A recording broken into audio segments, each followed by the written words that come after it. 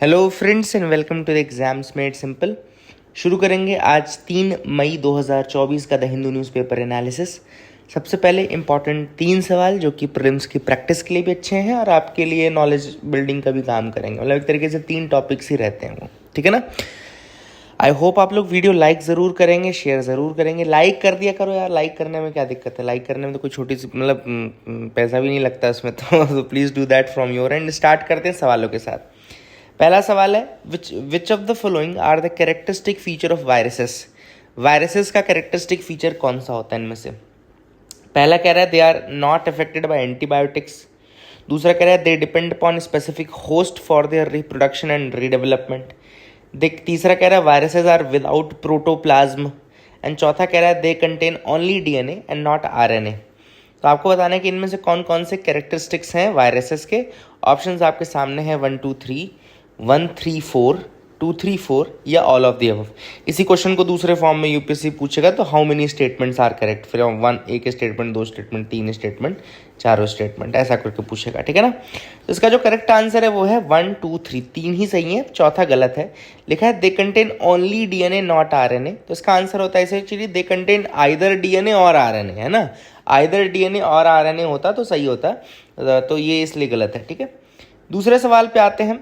Rapidly rotating stars would emit polarised light. ये theory किसने दी थी कि रैपिडली रोटेटिंग स्टार्स जो हैं वो पोलराइज्ड लाइट एमिट करते हैं। ये थ्योरी किसने दी थी। Option are Satyendra Nath Bose, Jayant Narlikar, sir CV Raman, Subrahmanyan Chandrasekhar. तो this a question to you कि रैपिडली रोटेटिंग स्टार्स एमिट करते हैं पोलराइज्ड लाइट, किसने दी थी ये theory. The correct answer for this is D, Subrahmanyan Chandrasekhar. इन्होंने चंद्रशेखर लिमिट भी दी थी न्यूट्रॉन स्टार के रिगार्डिंग, तो ये भी आपको पता होना चाहिए। तीसरा सवाल है which of the following is not a fissile material. Fissile material इनमें से कौन सा नहीं है। Option are plutonium 238, neptunium 237, curium 244 and uranium 238। तो आपको बताना है कि इसमें से फिजाइल मटेरियल कौन सा नहीं है, ठीक है ना। तो correct answer for this is D, uranium 238। It is not a fissile material, क्योंकि ये सबसे कॉमन आइसोटोप होता है यूरेनियम का और ये फिजाइल भी नहीं होता है। फिजाइल नहीं होने का मतलब है कि ये सस्टेन नहीं कर सकता चेन रिएक्शन को, ठीक है ना। सिंपल सा मतलब होता है सस्टेन नहीं कर सकता चेन रिएक्शन को। जो फिजाइल मटेरियल्स हैं उनके नाम है uranium 233, plutonium 235, plutonium 238, plutonium 239, plutonium 241, neptunium 237, curium 244। ये सब फिजाइल मटेरियल्स होते हैं। तो 3 सवाल थे। आई होप आपको कुछ नया सीखने को मिला होगा।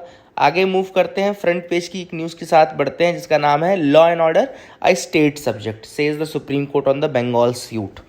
अब बंगाल ने किया क्या है और क्या सुप्रीम कोर्ट ने कहा, उसका मतलब क्या बता देते हैं। तो देखो अभी वेस्ट बंगाल ने कंप्लेन की है सुप्रीम कोर्ट में कि जो सेंट्रल ब्यूरो ऑफ इन्वेस्टिगेशन है यानी कि सीबीआई जो है वो क्लेम करता है unilateral rights of investigation in investigating offences committed by the central employees. अब देखो क्या करते हैं, ईडी भी ऐसा करती है, सीबीआई भी ऐसा करती है। कई बार वो जाते हैं स्टेट पर, कहते हैं कि चूंकि ये केस एक सेंट्रल गवर्नमेंट एम्प्लॉय से रिलेटेड है इसलिए हम इसको इन्वेस्टिगेट करेंगे, ठीक है ना। तो CBI is seeking unilateral powers of investigating cases which are related to the central government employees.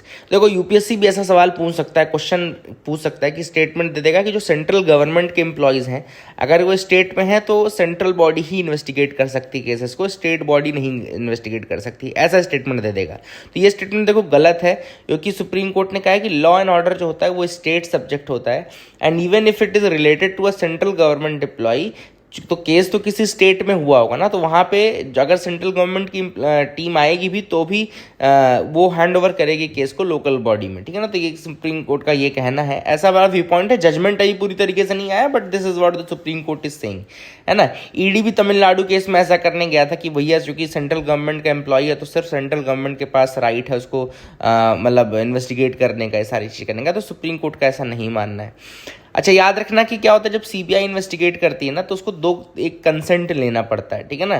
Consent किससे लेना पड़ता है, स्टेट गवर्नमेंट से कि वो कर ले कि ना कर ले, ठीक है ना। और ये कंसेंट आता है दिल्ली पुलिस एस्टेब्लिशमेंट एक्ट के अंतर्गत।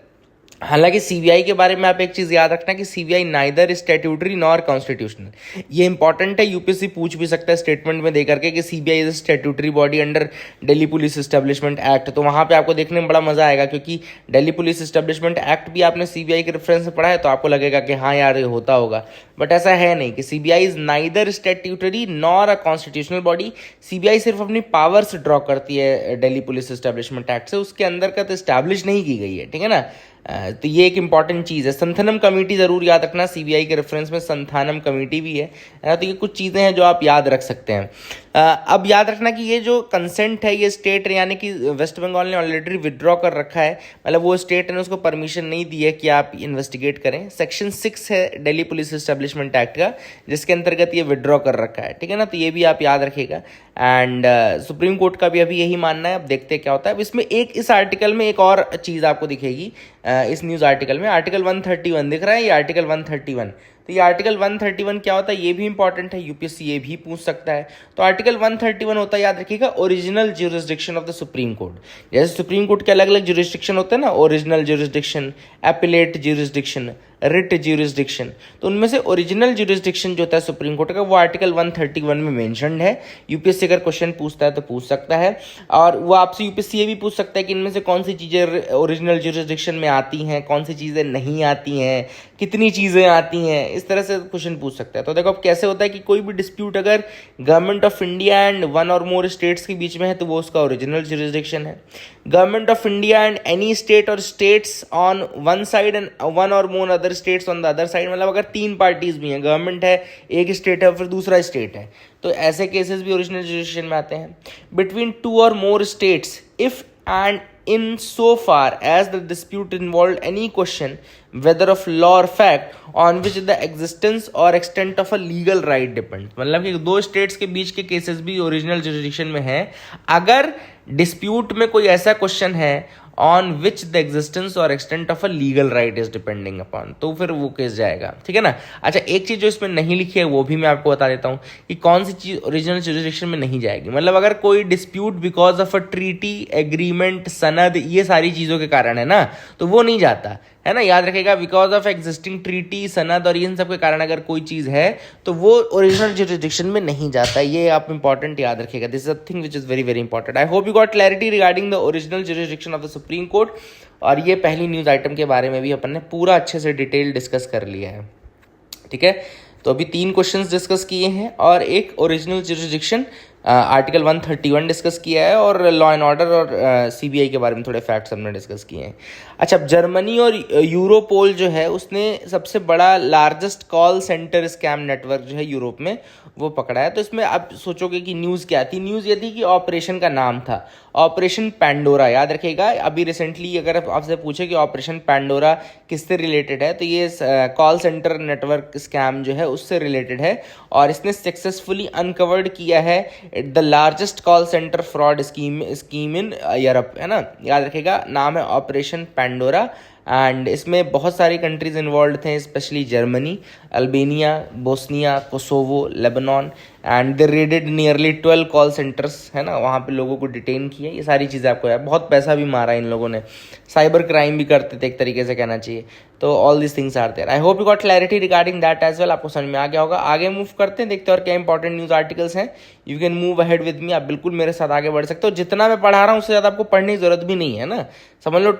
ट्राइड एंड टेस्टेड मैं आपको न्यूज़ आर्टिकल पढ़ाता हूँ बिल्कुल, और जो करंट अफेयर्स रिवीजन सीरीज में है वो भी उतना ही है जितना मैं पढ़ाऊंगा, उससे ज़्यादा आपको पढ़ने की जरूरत नहीं, उससे ज़्यादा आएगा भी नहीं, है ना।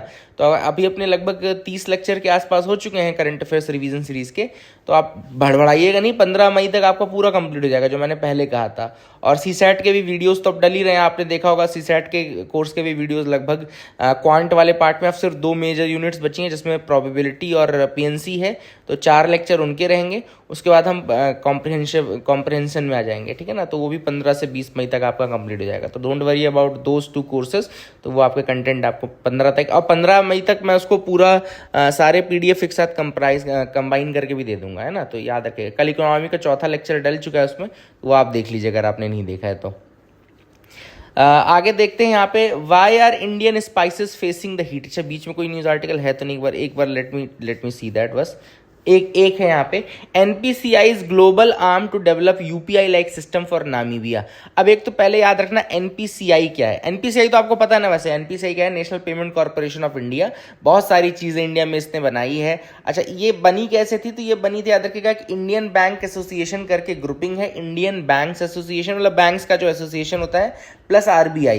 तो RBI plus Indian banks association ने इसको बनाने के लिए मुहिम स्टार्ट की थी 2008 के आसपास आई थिंक, और उसके बाद ये बनाया गया था NPCI को। NPCI ने क्या क्या चीज़ें बनाई हैं, तो NPCI ने बनाया है आपका एक तो UPI बनाया है, आधार इनेबल्ड पेमेंट सिस्टम बनाया है ना, IMPS जो होता है ना, IMPS भी इसी ने ही बनाया है, आपका सॉरी NPCI ने बनाया है। और NACH नेशनल ऑटोमेटेड जो मतलब क्लियरिंग हाउस है, तो वो भी आपका NPCI ने बनाया है, ठीक है ना। तो ये सारी चीज़ें याद रखना, आधार इनेबल्ड, नाच याद रखना, UPI याद रखना, और IMPS याद रखना, ये सारी बनाए। अब NPCI की एक फॉरेन आर्म है, मतलब कि जो इंटरनेशनल काम करती है, उसका नाम है NIPL। ये भी याद रखना कि national NPCI international payments limited बोलते हैं इसको, NPCI international payments limited, NIPL।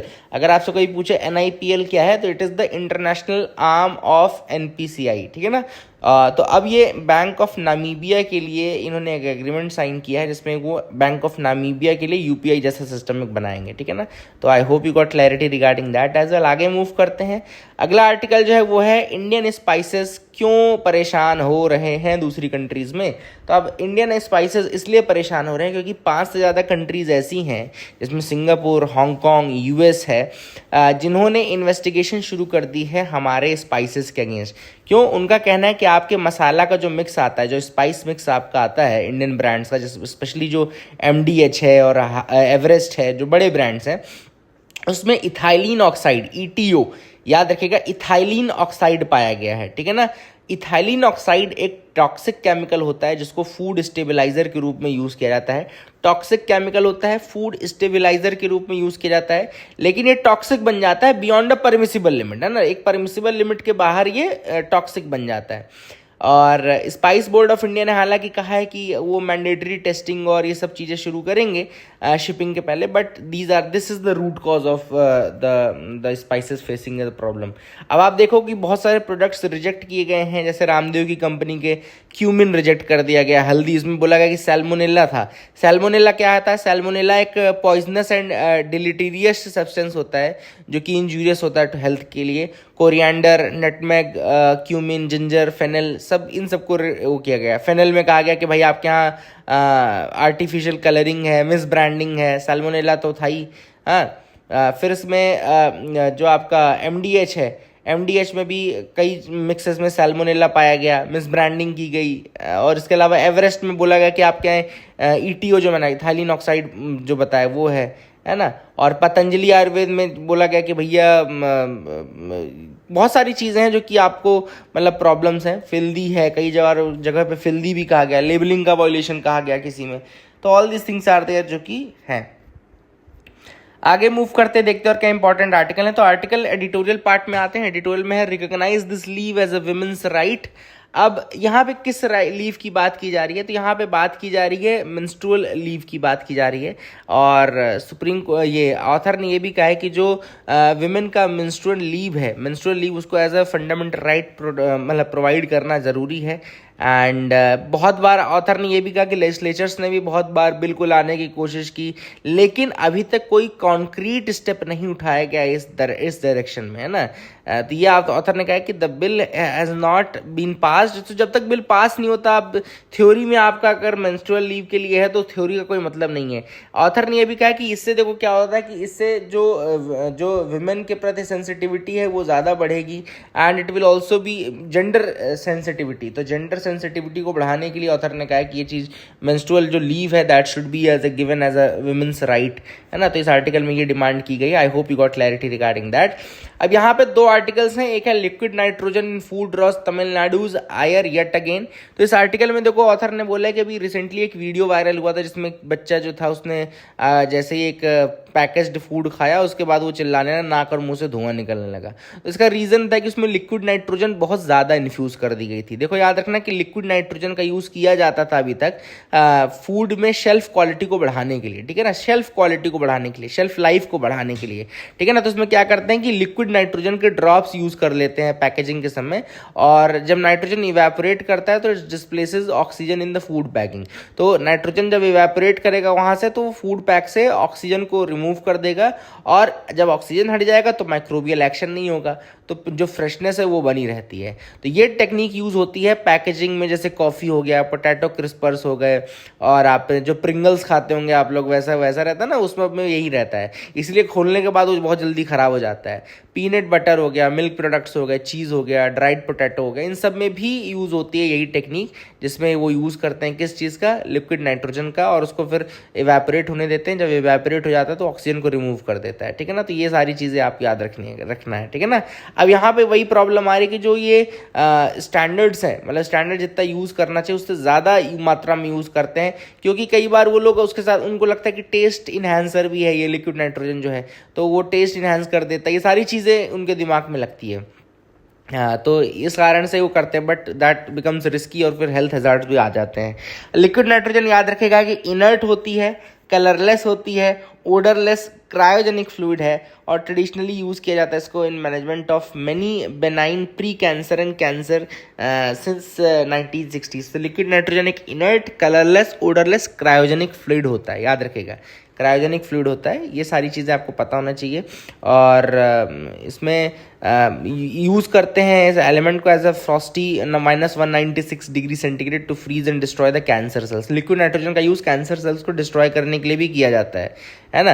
And इसको क्रायोथेरेपी बोलते हैं। तो this therapy is known as the cryotherapy, जिसमें फिर आप क्या करते हो कि -196 डिग्री सेंटीग्रेड में लिक्विड नाइट्रोजन का यूज़ करते हो ताकि वो कैंसर सेल्स को फ्रीज करे और इसको डिस्ट्रॉय कर दे, ठीक है ना। And it can also be use to obtain biopsies from cancer tissues for further molecular analysis. इसका एक और एप्लीकेशन है लिक्विड नाइट्रोजन का क्रायो एडिशन में, है ना, फॉरेन बॉडीज़ को रिमूव करने के लिए, है ना। तो क्रायोथेरेपी हो गया, क्रायो एडिशन हो गया। एंड लिक्विड नाइट्रोजन को केवल और केवल प्रोफेशनल्स यूज़ करें, यही ऑथर ने कहा है कि इसका ऐसा ना कि मिसयूज़ होने लगे, और इसके लिए FSSAI को काफ़ी ज़्यादा वो करने की ज़रूरत है। अगला जो आर्टिकल है वो है कंप्यूटर साइंस की एक प्रॉब्लम का, जो कि हेल्थ केयर को रिफॉर्म कर सकता है। देखो बड़ा फर्जी आर्टिकल लगा मुझे ये, क्योंकि क्लैरिटी नहीं है, बट ठीक है, क्योंकि टर्म्स बड़े बड़े आए हैं तो हम आपको बता देते हैं। तो इसमें एक क्रिप्टिक पजल है जिसको PNP प्रॉब्लम बोलते हैं, P वर्सेज NP प्रॉब्लम बोलते हैं। देखो लिखा हुआ है P वर्सेज NP। अब देखो ये क्लियर नहीं करेगा क्या है, लेकिन मैं आपको बता देता हूँ। इसमें एक तो फैक्ट लिखा गया है कि माइक्रोस्कोप किसने बनाया। तो माइक्रोस्कोप देखो एंटोन वैन ल्यूवेनहुक ने बनाया, एंटोन वैन ल्यूवेनहुक ने। तो ये फैक्ट भी आप याद रख लो।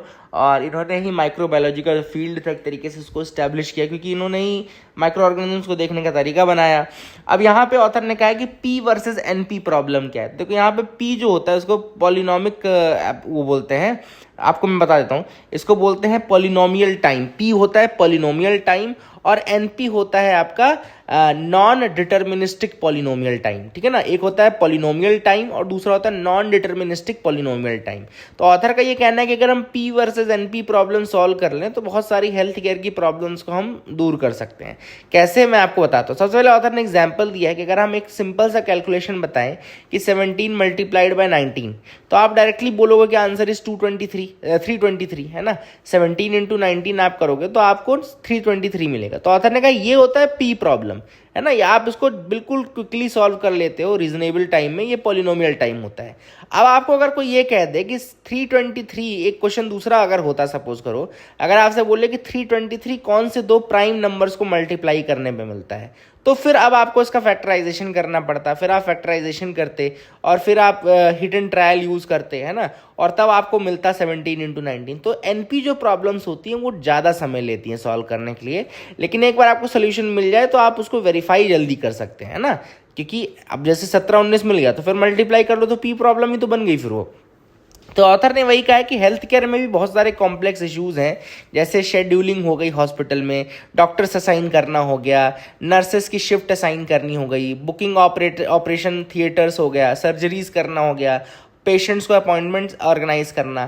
तो ये सारे जो इंट्रिंसिक पजल्स हैं, यहाँ पे भी कई बार स्टाफ की availability, urgency of medical cases, इन सब के बेसिस पे आपको सेट करना पड़ता है चीज़ें। तो पी वर्सेस एनपी जो क्वेश्चन है, that could be a shortcut to solve this, है ना। तो ऑथर ने वही कहा कि अगर हम एनपी प्रॉब्लम को पी प्रॉब्लम के टाइम में सॉल्व करना शुरू कर दें, या फिर पी अगर इक्वल हो जाए एनपी से, तो हम बहुत जल्दी ऑप्टिमल सोल्यूशन में पहुंच जाएंगे। तो देखो यही वाली, मेरे को यही इसीलिए समझ नहीं आता ऐसे आर्टिकल्स के बारे में कि क्या बताऊं क्या ना बताऊं, लेकिन ये जो चीज़ें थी मैंने आपको बता दी। I hope you got clarity regarding that as well. और इतनी ही न्यूज़ आर्टिकल आज आप पढ़िएगा, इससे ज़्यादा मत पढ़िएगा। इससे ज़्यादा अगर आप पढ़ रहे हैं तो आप अपना टाइम वेस्ट कर रहे हैं। All the best to you, keep loving, keep sharing, thank you and have a nice day.